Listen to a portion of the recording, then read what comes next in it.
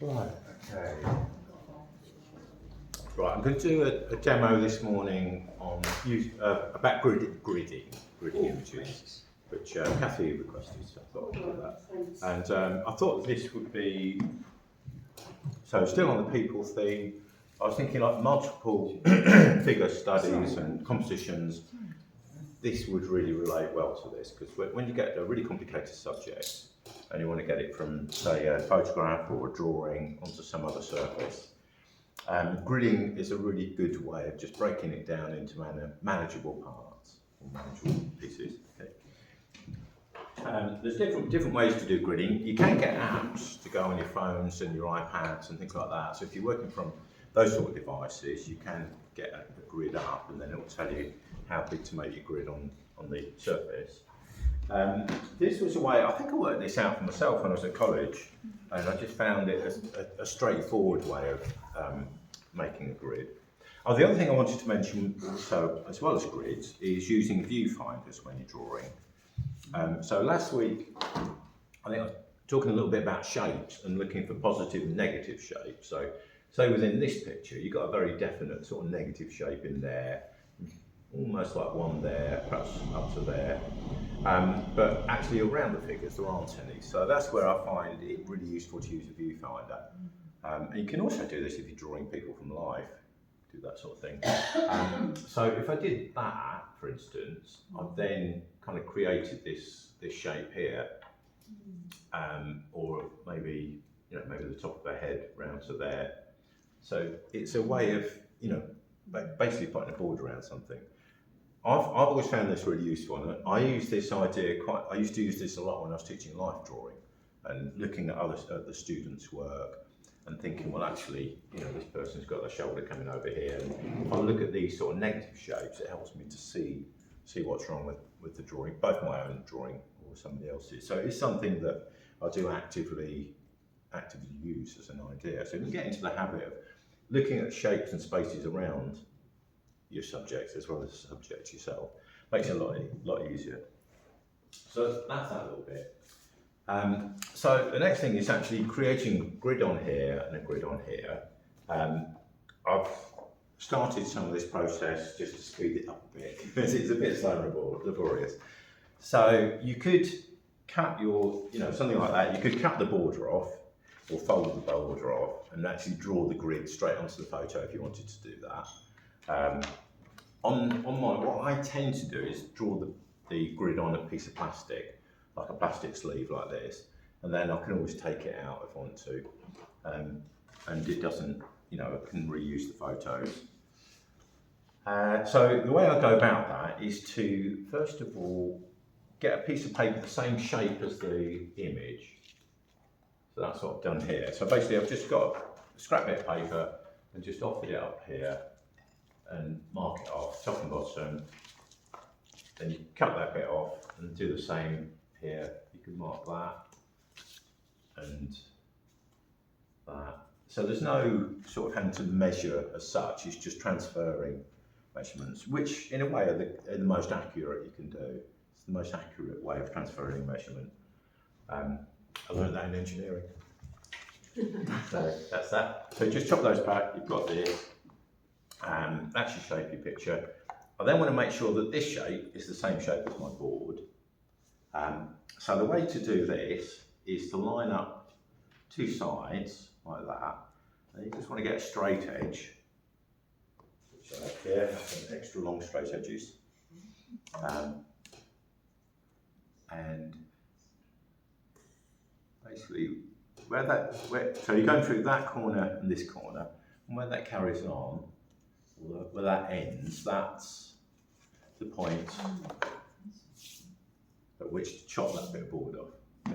Yeah, obviously, if you've got a canvas, it's not so easy if it's all stretched out. You've got to take it all off and get a new canvas stretcher and re-stretch it, which you might need to do.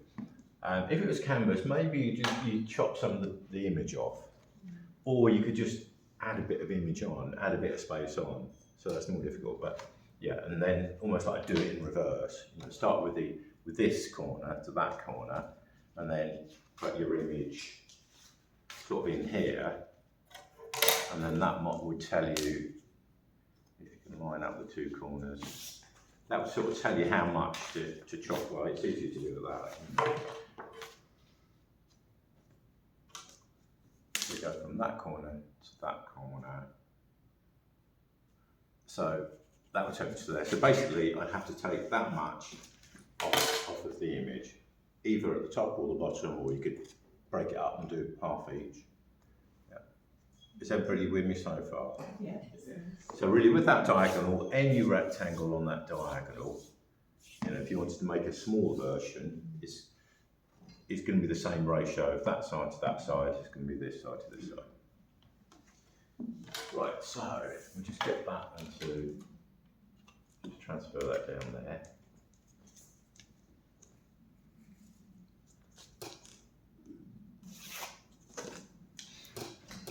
So yeah, cut that bit off, just a bit of reading. The next stage is I just divide this up. I just, what I do is I fold my piece of paper into halves and quarters. And the more care you take with this, the more accurate it will be. So once you've got that, I've done one already, spin it all up. Peter. Yep, Blue Peter style. I find it's then best to just mark where the folds are, because once you flatten it out again, it's hard to see them.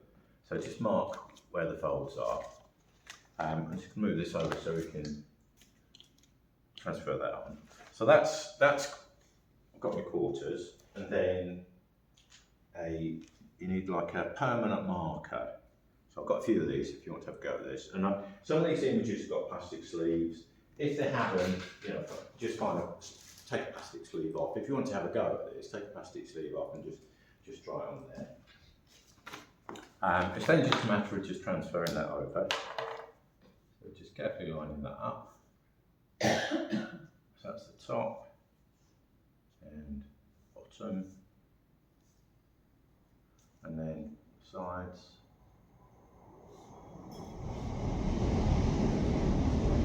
Side.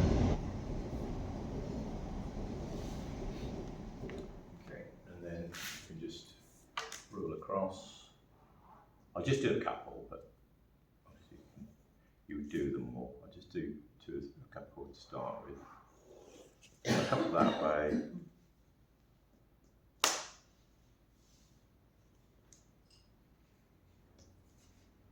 Sorry.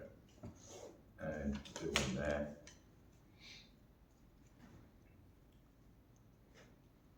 So if you've, say you've got a really complicated area, like this area here, you might want to make smaller rectangles.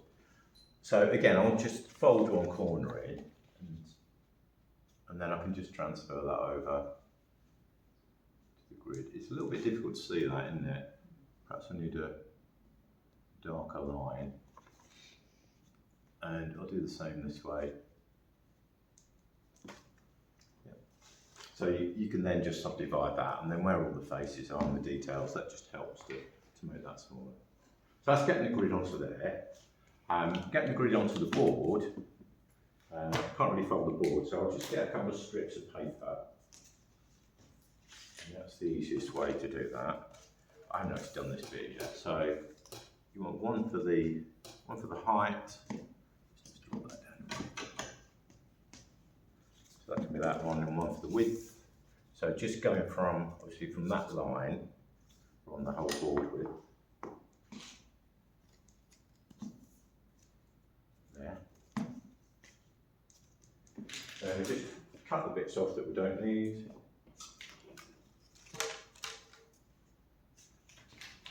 Okay. It's folding up again, folding that. Just fold that into 4. Unfold. Mark your positions, your folds. And then these can be then transferred over like that.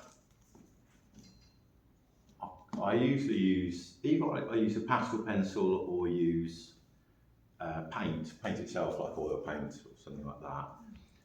actually putting pencil marks on, I've found it's quite hard to get them off, particularly if you're working on canvas. So I find like a fine brush and just some thin oil paint is a good idea if you're using oils, or thin, not too dark a colour if you're using acrylics.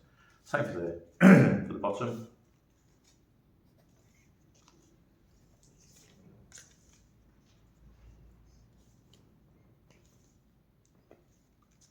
Like those. One thing that I have found useful is once I've started painting, I tend to quite often lose the grid. It gets covered in paint. So I find that if I mark these marks onto the side of the board or the side of the canvas, like that, they're always there. I can just re-establish, you know, if I lose it all, I can just bring a straight edge back to those marks. So that is something that's quite useful to do. You can remember to do that. And then let's just join these up.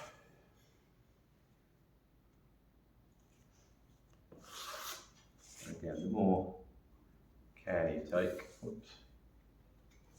I like that. Wobbly. The more care you take. Got a wobbly easel. Yeah, that's good. I think the board is a little bit oily.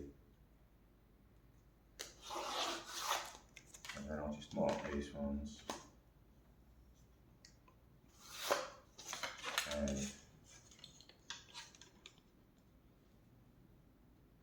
there. And then, yeah, keep going. So you've then got enough, you can then start transferring your drawing over. It may help, perhaps, to try drawing upside down, which is one of those sort of drawing tricks to help to get you to see shapes rather than people's noses and eyelashes. Plus, also, you tend then to start with bigger shapes and work your way back. So that can be an advantage. But I'll just do a little bit here. The way I tend to do it when I do this, and I don't do it often, but if I'm working, say, sometimes I get a commission and they want me to work with photographs, and if it's a particularly complicated one, like a building or something like that, I find the easiest way is to just almost like marks and positions to start with. It's almost like doing a dot to dot. So like her head is probably about halfway up that square. So the top of her head needs to come in there. That comes down to here. Her eye is about there. So rather than just try and follow it around, perhaps make a few points and, you know, throughout the grid that you're aiming at. So her chin just above that halfway mark. So if I draw a halfway marking, her chin wants to come in about there. And then I can then work nose to there, lips. Let's come back a little bit more. Forehead comes a bit further forward. And then, yeah, that's the halfway mark. So that's probably about halfway. That's probably about hairline. And then just, you know, just take your time. Really take your time. You could make it even smaller if you wanted everywhere, but I find sometimes it gets confusing. If you've got too many lines, you'll lose count. So keep it as user-friendly as possible. Okay. Does that make sense? Yes. Yeah. If you're not confident with this, now is a good time to practice, because while I'm here, we've got all this stuff here that you need, and before it goes out of your mind. But obviously, it'll be on the video. Hopefully, this is recording right, and that will.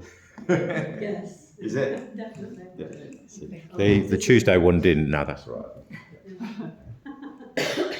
Yeah, so there'll be a reference for you to come back to if you need a reminder of the steps. Okay. Thanks, mate.